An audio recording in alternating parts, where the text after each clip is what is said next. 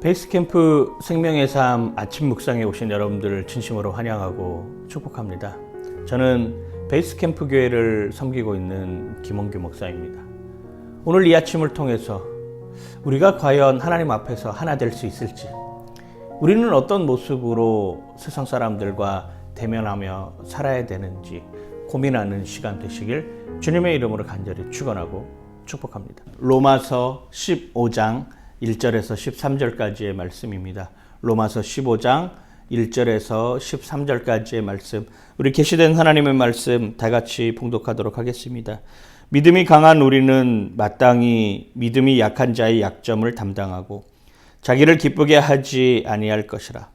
우리 각 사람이 이웃을 기쁘게 하되 선을 이루고 덕을 세우도록 할지니라. 그리스도께서도 자기를 기쁘게 하지 아니하셨나니 기록된 바 주를 비방하는 자들의 비방이 내게 미쳤나이다 함과 같으니라.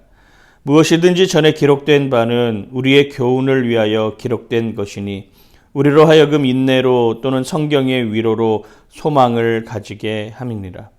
이제 인내와 위로의 하나님이 너희로 그리스도 예수를 본받아 서로 뜻이 같게 하여 주사 한 마음과 한 입으로 하나님 곧 우리 주 예수 그리스도의 아버지께 영광을 돌리게 하려 하노라. 그러므로 그리스도께서 우리를 받아 하나님께 영광을 돌리심과 같이 너희도 서로 받으라. 내가 말하노니 그리스도께서 하나님의 진실하심을 위하여 할례의 추종자가 되셨으니 이는 조상들에게 주신 약속들을 견고하게 하시고 이방인들도 그 긍휼하심으로 말미암아 하나님께 영광을 돌리게 하려 하심이라. 기록된 바 그러므로 내가 열방 중에서 주께 감사하고 주의 이름을 찬송하리로다 함과 같으니라.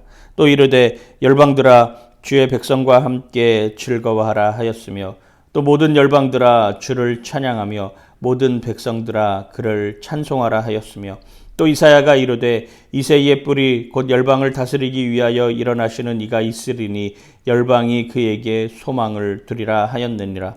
소망의 하나님이 모든 기쁨과 평강을 믿음 안에서 너희에게 충만하게 하사 성령의 능력으로 소망이 넘치게 하시기를 원하노라.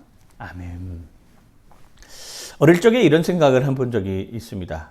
내가 미국에 태어났으면 어땠을까? 내가 만약에 미국에 태어났으면 어렸을 때부터 영어는 그냥 기본으로 잘하고 평생 영어 때문에 고생할 일은 없지 않을까? 미국 사람들 샬락샬락 영어 하는 이런 모습을 통해서 미국이 참 강한 나라구나 라고 하는 이런 생각을 가졌던 적이 있습니다. 그런데 지금 돌이켜 생각해 보면 부질없는 일이죠. 제가 미국에서 만약에 태어나면 저는 저로 태어나는 것이 아니라 또 다른 사람으로 태어났겠죠. 앤드류가 되었건 데이빗이 되었건 어떤 다른 여건으로 태어난다라고 하는 것입니다. 인간은 이렇게 자기가 생각하고 있는 여건, 자기가 생각하고 있는 상황, 자기가 맞닥뜨려지는 현실을 부정하는 일들이 많이 있습니다. 왜? 본인은 연약하다고 생각하기 때문이죠. 내가 만약에 세계 재벌인 무슨 스티브 잡스의 아들로 태어났다. 이러면 나는 지금 이렇게 살지 않았을 텐데. 나는 아랍에 있는 석유 재벌의 아들로 태어났다면 나는 이러지 않았을 텐데. 다 부질없는 짓이죠. 내가 만약에 돈이 10억이 생겼다면 나는 이렇게 생각하지 않았을 텐데, 이렇게 살지 않았을 텐데. 나에게 좋은 집이 있고 좋은 차가 있었다면 나는 이 모양 이 꼴로 살지 않았을 텐데 라고 생각하는 것은 내 자신이 아직도 연약하기 때문입니다. 그리고 있는 것에 대해서 감사할 줄 모르기 때문이죠. 만약에 여러분들이 지금 북한에서 태어났다라고 생각을 해보십시오. 이렇게 찬양할 수 있는 여건도 없을 수 있습니다. 이렇게 예배 드릴 수 있는 여건도 없을 수 있죠. 교회를 간다라고 하는 것, 이거는 상상도 할 수 없는 일이죠. 숨어서 예배 드려야 되는 상황에 놓일 수도 있습니다. 그런데 자꾸 나는 내 연약함만을 보고 어떻게 하면은 그냥 불로소득을 얻어서 어떻게 하면 아무것도 안 하고 그냥 놀고 먹으면서 그렇게 지낼 것인가 라고 생각하기 마련입니다. 신앙의 문제도 마찬가지죠. 나는 내 믿음이 정말 연약하다라고 생각할 수 있죠. 그런데 한편으로 생각하면 우리가 예수 그리스도를 믿는다라고 하는 그 믿음 안에 들어왔다라고 하는 것만으로도 여러분들은 믿음이 강한 삶을 살고 있는 것입니다. 그 믿음이 강한 삶을 살고 있으면서 그 강한 믿음으로 하나님께 나아갈 수 있는 여건이 우리 안에 충분히 다 있는 것이죠.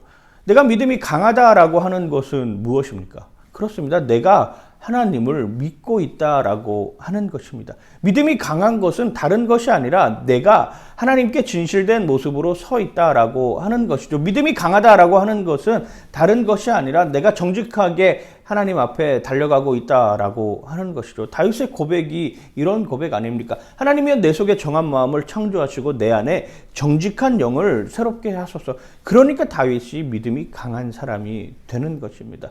다윗의 삶을 보면 이 사람이 정말로 믿음이 강한 사람으로서 행한 일들 맞나 싶을 정도입니다. 어느 날 옥상을 거닐고 있는데 한 여인이 목욕하는 모습을 봅니다. 남자로서 또 눈이 돌아가는 것이죠. 그 여인이 어떤 여인인지 수소문하여서 그 여인을 데리고 옵니다. 그런데 그 일이 발각될까 봐 그 남편을 전쟁터에 제일 앞장서서 보내고 병사들을 빼는 것이죠. 살인과 간음, 우리가 그냥 일상생활에서도 도저히 용납을 안 되는 이런 모습으로 서 있는 사람이었습니다. 나단 선지자의 책망이 다윗에게 가는 것이죠. 당신은 어떻게 그렇게 할 수 있습니까? 라고 하는 그 책망의 소리를 듣고 다윗이 하나님 앞에 나와서 고백했던 그 고백이 바로 그런 고백 아니에요. 하나님이여 내 속에 정한 마음을 창조하시고 내 안에 정직한 영을 새롭게 하소서라고 하는 그 고백의 모습이 있을 때 그는 믿음이 강한 사람들로 이스라엘 사람들이 추앙하는 왕으로서의 삶을 살았던 것이죠. 그런 모습입니다. 여러분, 믿음이 강하다라고 하는 것은 매일 새벽에 나와서 새벽기도 하시는 분들은 믿음이 강한 분들이죠. 한 주도 빼먹지 않고 내가 주일 예배에 목숨 걸고 예배 드리시는 분들, 믿음이 강한 분일 수 있습니다. 그런데 정말 믿음이 강하다라고 하는 것은 내 일상의 모든 삶이 하나님의 개입으로 이루어진다라고 하는 그 개입 속에서 살아가는 삶입니다. 어떻게 하면 하나님을 기쁘게 해드릴 것인가? 어떻게 하면 하나님이 좋아하시지? 어떻게 하면 내가 게으르지 않고 부지런히 하나님을 증거하며 하나님 앞에 살 수 있는 여건을 만들어 놓을 것인가를 고민하는 사람이 하나님 앞에 믿음이 강한 사람입니다. 아파트 옆동에 사람이 한 명 이사 왔다고 생각을 해보십시오. 그 사람을 보니까 언제든지 막 생글생글 웃어. 만나면 안녕하세요. 잘 지내시죠? 어느 날 갔더니 집 앞에 이상한 과일 박스가 하나 와 있습니다. 옆집에서 이사 왔다고 과일 박스를 하나 보내주었습니다. 우리 아이가 아파서 막 전전긍긍하고 있는데 옆집에다가 잠깐 이야기를 했더니 그 아이를 싸매고 나보다도 더 지극정성이 해줍니다. 내가 어렵고 힘든 상황에 놓여 있을 때 옆집 사람이 아무런 대가 없이 와서 도와주고 일처리를 다 해줍니다. 그리고 내가 만약에 어디 친구들하고 식사 자리나 술자리에 가서 이렇게 이야기를 하는 것이죠. 야, 나 하마터면 교회 갈 뻔했어. 야, 우리 옆집에 새로 사람이 이사 왔는데 그렇게 착해, 그렇게 선하고 어쩜 저런 사람이 살아갈 수 있을까 싶을 정도로 사는 사람이 왔어. 그래서 야, 하마터면 교회 갈 뻔했잖아. 이런 이야기들이 주변에서 들리기 시작하면 그게 세상을 바꾸는 것 아니겠습니까? 야, 나 저 사람 때문에 하마터면 교회 갈 뻔했어. 나 저 사람 때문에 하마터면 신앙생활 할 뻔했어. 나 저 사람 때문에 하마터면 예수님 만날 뻔했어. 라고 생각할 수 있는 생각의 여지들이 우리 안에 계속 나와야 되는 것이죠. 이게 믿음이 강한 사람이 하는 삶의 방법입니다. 믿음이 강한 사람은 믿음이 연약한 사람들에게 흘려보내야 되는 것이죠. 북한에서 굶주리고 있는 사람들을 생각할 때마다 가슴이 절절하고 목이 메어집니다. 하나님, 저는 이렇게 잘 먹고 잘 살고 있는데 왜 저 북한에 있는 사람들은 저렇게 태어나서 저런 힘든 삶을 살고 있나요? 하나님, 이건 너무 불공평한 거 아닌가요? 하나님, 저 사람들은 지금 먹을 것도 없어서 굶주리고 있고 또 독재의 상황 가운데 놓여 있는 것, 이거 하나님 너무 불공평한 것 아니겠습니까? 라고 이야기하는 그 순간 하나님이 우리에게 답을 주시는 것이 야, 흘려보내라. 네가 가진 신앙도 흘려보내고 네가 가진 선한 마음도 흘려보내고 네가 가진 사랑의 마음도 그들에게 흘려보낼 줄 아는 넉넉함이 있을 때 그들이 다시금 회복되고 살아날 수 있는 여건이 되는 거야. 너 그거 알지 못하겠니? 물이 높은 데서 낮은 데로 흘러가는 것이지 낮은 데서 높은 데로 흘러갈 수 없잖아. 믿음은 그렇게 흘려보내는 거야. 예수님이 당시 산에서 많이 기적과 이사를 베푸셨습니다. 수많은 사람들, 장정만 5천 명이 넘는 사람들이 지금 산 중턱에 바닷가를 바라보면서 머물고 있습니다. 저녁이 다 되어서 먹을 것을 구해 주어야 되는데 제자들이 와서 이야기를 하죠. 여기 있는 사람들에게 다 먹을 것을 나눠주면 200데나리온도 모자랄 것 같습니다. 이 사람들을 어떻게 다 먹일 수 있습니까? 가서 밥 먹고 오라고 이야기를 할까요? 기다려봐라. 안드레가 가서 군중들 속에서 수소문하기 시작합니다. 마침 한 어린아이가 보리떡 5개와 물고기 2마리를 가지고 있는 것을 발견하죠. 야, 너 이거 예수님께 드릴 수 있니? 라고 물어봤을 때 이 아이가 뭐라고 대답했을까요? 아, 그럼요. 주님께서 쓰시겠다고 하면은 당연히 드려야죠. 이렇게 하니까 예수님께 오지 않았겠습니까? 아니요, 이거 내가 우리 엄마가 나 먹으라고 싸주신 거니까 나 이거 드리면 나 먹을 수 없어요. 나 배고파서 살 수 없어요. 나 여기까지 와서 쫄쫄 굶을 수밖에 없어요. 라고 이렇게 이야기를 했다면 이적과 기사는 일어나지 않았을 것입니다. 그런데 그렇게 바쳤던 보리떡 5개와 물고기 2마리가 어떤 역사를 이렇게 합니까? 5천 명, 장정만 5천 명이 넘는 사람들이 먹고도 12광주리가 남는 이런 사건이 일어나게 되는 것이죠. 이게 믿음이 강한 사람들이 하는 행동이라고 하는 것입니다. 믿음이 강한 사람들은 결단합니다. 믿음이 강한 사람들은 그 결단에 대해서 후회하지 않는다라고 하는 것입니다. 믿음이 강한 사람들은 그 결단한 것에 대해서 더 이상 뒤돌아보지 않는 삶을 살고 이것이 주가 쓰시겠다라고 하는 그 용도, 그거 하나면 충분하다라고 생각하는 것이죠. 예수님이 예루살렘에 입성하실 때도 마찬가지입니다. 마을 어귀에 나귀가 있습니다. 그런데 제자들이 무조건 가서 그 나귀를 데리고 하는 것이죠. 주인이 이야기를 해요. 당연한 건 아니겠습니까? 야, 너희들 미친 거 아니야? 야, 이거 내 거야. 네 거 아니고 이거 내 거. 내 거. It's mine. mine 몰라? 내 거. 내 거라고. 이거 내 거라고. 너 왜 가져가는데? 주가 쓰시겠다. 아, 그래요? 아, 그럼 드려야죠. 주가 쓰시겠다라고 하는데 못 드릴 이유가 무엇이 있습니까? 라고 이야기를 하는 것이죠. 믿음이 강한 사람들이 행하는 방법입니다. 자꾸 내 거에 얽매이기 시작하니까 연약해지는 삶으로 살아가는 것입니다. 내 거에 집착하면서 살아가고 있기 때문에 남의 떡이 더 커 보이는 것이죠. 우리는 늘 항상 남의 떡만 바라보고 있습니다. 내 떡도 있는데 내 떡을 주님께서 쓰시면 여기에서부터 역사가 일어나는데 내가 움켜쥐고 있으면은 아무것도 할 수 없습니다. 그런데 이 움켜쥔 것을 내어놓는 순간 거기에서부터 전능하신 하나님의 역사가 일어나는 것이죠. 야곱의 경우도 마찬가지 아니었습니까? 끝까지 베냐민 놓지 못했습니다. 마지막까지 이 아들은 내가 절대로 포기할 수 없다라고 부르짖고 또 부르짖었습니다. 그런데 그 아들을 놓았을 때, 그 아들이 하나님께 돌려졌을 때 그때 요셉을 만날 수 있는 것입니다. 그때 전능하신 하나님을 찬양할 수 있는 것이죠. 창세기 43장을 여러분 한번 읽어보십시오.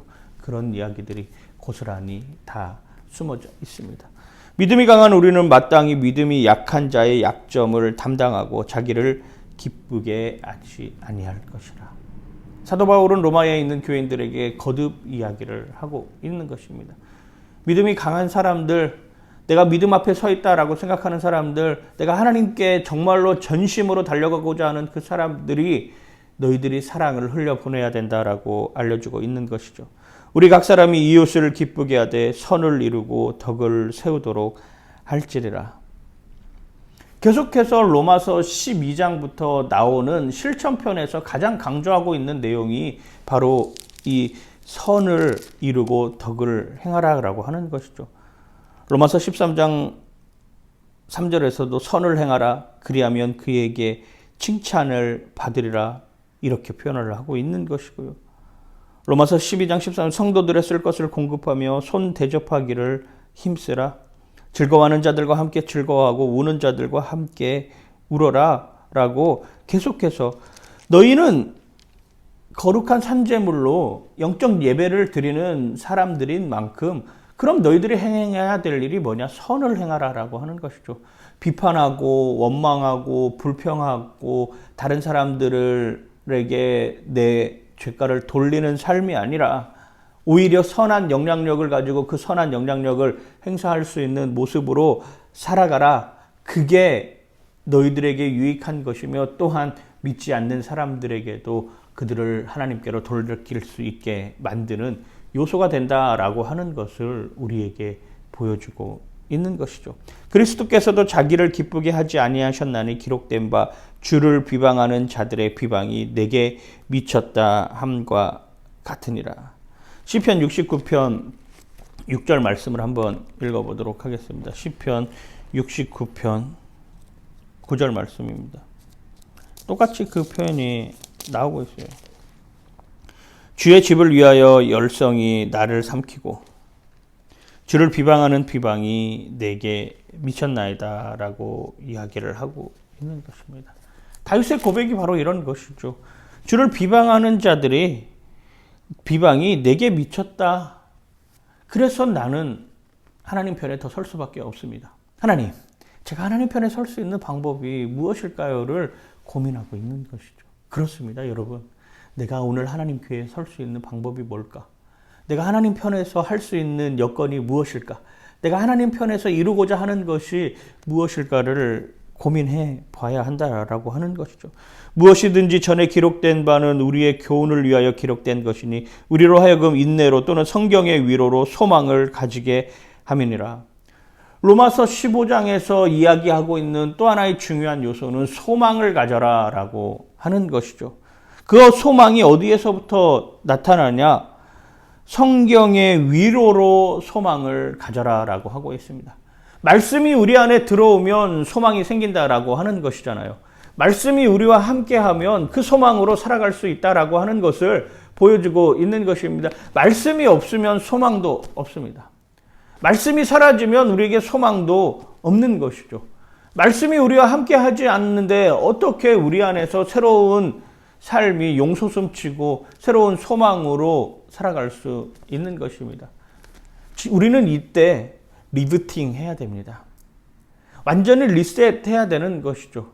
코로나 바이러스로 인해서 모든 상황이 바뀌었습니다.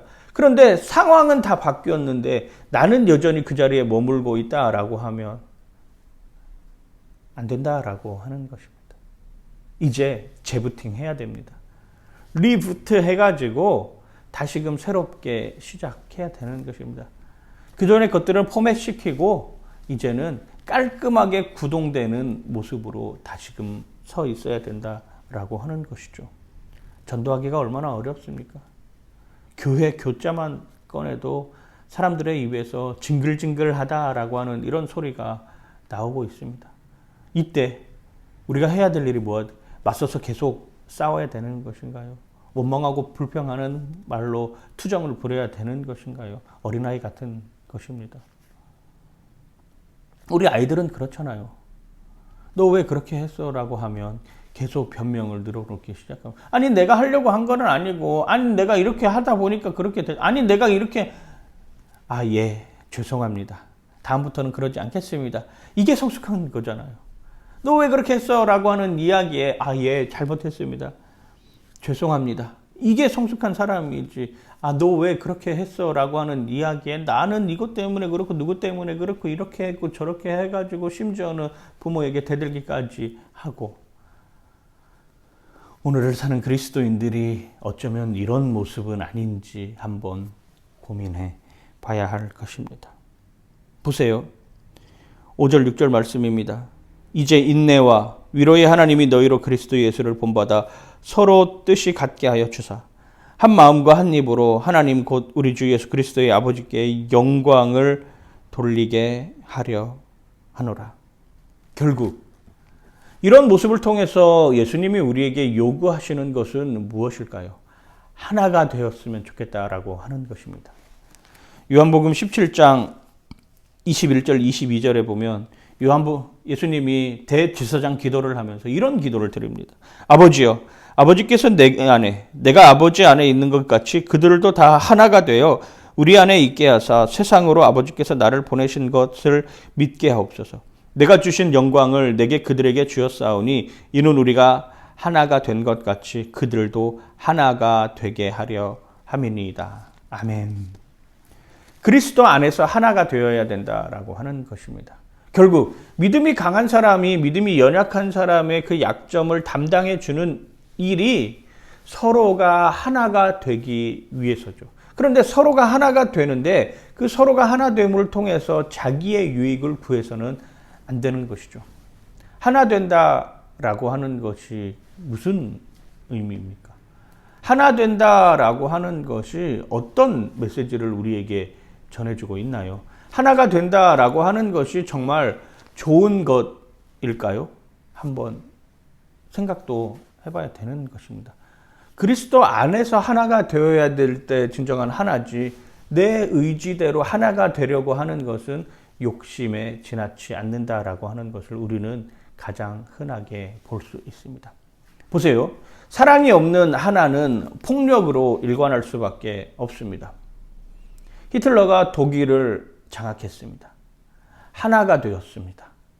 히틀러 자신을 위해서. 그렇잖아요. 그 자신을 위해서 똘똘 뭉쳐서 하나가 되어서 그가 일으키고자 했던 것은 무엇입니까? 세계를 향해 전쟁을 선포하는 것입니다. 이 독일뿐만 아니라 전 세계가 하나가 되었으면 좋겠다. 누구의 영향력 아래에서? 히틀러 자신의 영향력 아래에서. 이건 사랑이 없는 폭력만 남게 되는 일 아니겠습니까? 수많은 사람들이 죽음을 이르게 되는 하나라고 하는 것이죠. 이런 하나가 돼서는 안 된다라고 하는 것입니다. 교회에서 끊임없이 하나가 되어야 됩니다라고 이야기를 합니다. 그런데 어떤 교회일수록 완전한 하나가 똘똘 뭉칠까요? 자기의가 충만한 모습이 될 때 하나로 똘똘 뭉칩니다. 기득권을 잡은 사람들의 요구대로 하려 할 때 하나로 똘똘 뭉치죠. 마음에 안 들면 나가라. 마음에 안 들면 너희들 갈 곳이 가라. 그러면 거기에 기득권에 편승되어 있는 사람들의 모임 가운데는 똘똘 뭉쳐서 하나가 되지만 결국 거기에는 사랑도 없고 믿음도 없고 신앙도 없는 모습으로 갈 수 있는 여자들이 얼마나 많이 있습니까? 이단들 얼마나 하나로 똘똘 잘 뭉칩니까? 그보다 더 하나가 될 수 있는 여건이 있나요? 그럼에도 그들 안에서는 끊임없이 사랑에 대한 갈구함이 있는 것이죠. 왜? 예수 그리스도가 없는 하나는 인간의 욕심으로 치달을 수밖에 없는 것이기 때문입니다. 그게 무서운 것이죠. 주님이 없는 하나는 폭력입니다. 주님이 없는 하나는 또 다른 폭력을 낳는 폭력의 수단이 될 수밖에 없는 것이죠. 그래서 그리스도 안에서 하나가 되어야 된다라고 하는 것입니다. 그래서 그리스도 예수를 본받아 서로 뜻을 같이 하고 아버지께 영광을 돌리는 모습을 한 말과 한 입으로 해야 된다라고 하는 것을 우리에게 보여주고 있는 것이죠. 그래서 7절 말씀에 이렇게 표현합니다. 그러므로 그리스도께서 우리를 받아 하나님께 영광을 돌리심과 같이 너희도 서로 받으라. 하나님께 영광을 돌리는 모습으로 너희도 서로 받으라라고 분명하게 이야기를 하고 있는 것이죠. 그게 하나님과 우리가 하나 되는 방법입니다.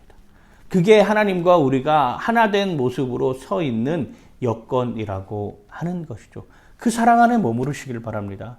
하나 될 수 있는 여건은 폭력으로 하나 되는 것이 아니라 그리스도의 사랑으로 그리스도의 선한 영향력으로 하나가 된다라고 하는 것을 여러분 기억하시길 바랍니다. 그게 우리를 사랑으로 이끌어 놓는 모습이므로. 이방인들도 그 긍휼하심으로 말미암아 하나님께 영광을 돌리게 하려 하심이라 기록된 바 그러므로 내가 열방 중에서 주께 감사하고 주의 이름을 찬송하리로다. 결국 우리가 시선을 고정해야 될 곳이 어디입니까? 하나님이라고 하는 것이잖아요. 우리의 시선이 고정되어야 하는 그곳이 바로 하나님의 영광을 드러내는 그곳이어야 된다라고 하는 것입니다. 다른 여건은 없습니다. 다른 마음은 없어요. 그렇잖아요. 다른 여건 가지고 하기 시작하면 그게 또 다른 부작용의 요소로 나타나고 있는 것입니다. 우리는 믿음이 강한 사람으로서 믿음이 연약한 자의 약점을 담당하고 소망의 하나님이 모든 기쁨과 평강을 믿음 안에서 너에게 충만하게 하사 성령의 능력으로 소망에 넘치게 하시기를 원한다라고 하는 이 말씀 앞에 서 있어야 된다라고 하는 것입니다. 열방들아 주를 찬양하며 열방들아 그를 경배하며 열방들아 그에게 소망을 두어라 라고 이야기를 하고 있는 것입니다. 지금 전 세계가 코로나 바이러스로 인하여서 팬데믹 상황에 놓여 있습니다. 이 열방들아 팬데믹 상황에서 아무것도 할 수 없는 너희 열방들아 하나님께 소망을 두어라 전하고 있습니다. 그게 바로 믿음이 강한 사람이 믿음이 연약한 자의 약점을 담당하는 것이죠. 지금 대한민국에서도 분열과 반목과 일탈과 나눠짐과 어떻게 하면 서로 분리될 것인가만 고민하고 있는 이때 야! 내가 너희들에게 경고한다. 하나님께 소망을 두어라. 그리고 폭력으로 인해서 하나로 만들려고 하지 말고 오히려 사랑으로 하나가 되길 원한다라고 이야기를 하고 있는 것입니다. 오늘 하루의 삶 가운데 믿음이 강한 우리가 믿음이 연약한 자의 약점을 담당하길 원합니다. 폭력으로 하나가 되는 것이 아니라 사랑으로 하나가 되어서 주님 앞에 서 있는 여러분들 되시길 주님의 이름으로 간절히 축원하고 축복합니다. 기도하겠습니다. 하나님, 믿음이 강한 우리가 믿음이 연약한 자의 약점을 담당하게 하여 주시옵소서. 그리고 폭력으로 하나가 되는 것이 아니라 사랑으로 하나가 되게 하여 주시옵소서. 이제는 우리 주 예수 그리스도의 은혜와 하나님 아버지의 무한하신 사랑과 성령의 교통하심이 오늘 예배를 통하여서 믿음이 강한 우리가 믿음이 연약한 자의 약점을 담당하길 소망하는 우리 사랑하는 베이스캠프 형제 자매 한 사람 한 사람 머리 위에 또 영상으로 함께 예배드리는 모든 성도들 머리 위에 이제로부터 영원토록 함께 하시기를 간절히 축원합니다. 아멘. 오늘 하루도 주 안에서 승리하세요. 파이팅!